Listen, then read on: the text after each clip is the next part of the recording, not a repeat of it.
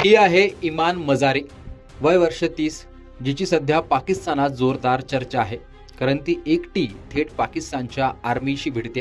त्यामागे कारणही मोठं आहे. या महिलेने थेट लष्कराला उघड आव्हान देऊन खळबळ उडवून दिली आहे. मानवाधिकार वकील इमान मजारी आणि त्यांचे पती हादी अली चट्टा यांनी लष्कराच्या नाकीनऊ आणलेत.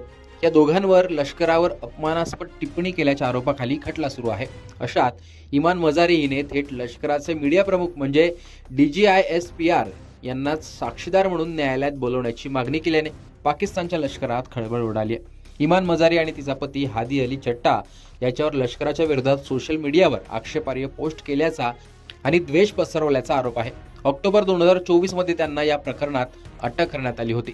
हा खटला सध्या सुरू असून 6 जानेवारी रोजी लष्कराचे प्रवक्ते लेफ्टनंट जनरल अहमद शरीफ चौधरी यांनी एका पत्रकार परिषदेत इमान मजारी यांना देशद्रोही आणि विदेशी एजंट म्हटलं होतं.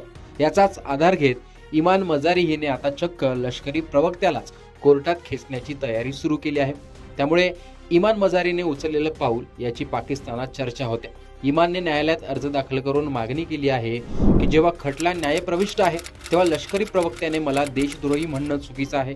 त्यामुळे सत्य बाहेर येण्यासाठी DGISPR यांना साक्षीदार म्हणून न्यायालयात बोलवावं. न्यायालयाने या अर्जाची प्रत सरकारी वकिलांना देऊन त्याचं उत्तर मागितलंय. 8 जानेवारी रोजी याची पुढील सुनावणी होणार होती. इमान मजारी हिच्यावर आरोप आहे की तिने खैबर पख्तूनख्वा आणि बलुचिस्तानमधील बेपत्ता नागरिकांच्या प्रकरणांसाठी सुरक्षा दलांना जबाबदार धरलं. तिच्या पोस्ट या दहशतवादी संघटनाच्या विचारसरणीशी मिळत्या जुळत्या असल्याचा दावा पाकिस्तानी यंत्रणेने केला. यापूर्वी ऑगस्ट 2023 मध्येही त्यांनी एका रॅलीत भाषण करताना लष्कराच्या काही विभागांना थेट दहशतवादी संबोधलं होतं. त्यानंतर तिच्यावर देशद्रोहाचे गुन्हे दाखल करण्यात आले होते. कोण आहे ही लेडी वकील? इमान मजारी ही पाकिस्तानच्या माजी मानवाधिकार मंत्री शिरीन मजारी यांच्या कन्या आहेत. शिरीन मजारी या इम्रान खानच्या सरकारमध्ये मंत्री होत्या. इमान हिने एडिनबर्ग लॉ स्कूलमधून शिक्षण घेतलं असून ती मानवाधिकार विषयातील तज्ज्ञ आहे. अल्पसंख्याक आणि लष्करी छळाला बळी पडलेल्या नागरिकांच्या न्यायासाठी ती सातत्याने लष्कराशी भिडत असते. विशेषतः बलुचिस्तानच्या भागात होणाऱ्या घटनांवर तिचं लक्ष असताना याबाबत ती सोशल मीडियावर लिखाणही करते. तिच्या सोशल मीडियावर आपण पाहिलं तर जे लोक गायब झालेत किंवा लष्कराचे बळी पडलेत त्यांचे फोटोज टाकून ती लिखाण करत असते आणि पाक लष्कराला ती जाब विचारण्याचं कामही करत असते.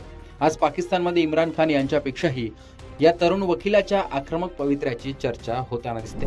अशा प्रकारे इमान मजारी हिने पाक लष्कराला चॅलेंज केल्याने ती आता चर्चेत आली आहे आणि पुन्हा जगातही तिची चर्चा होते. इमान मजारी, पाकिस्तानमधल्या गोष्टी आणि बलुचिस्तानमध्ये सुरू असलेला प्रकार याविषयी तुमचं मत कमेंट बॉक्समध्ये सांगा. लोकमतचं YouTube चॅनल सबस्क्राईब केलं नसेल तर आठवणीने सबस्क्राईब देखील करा.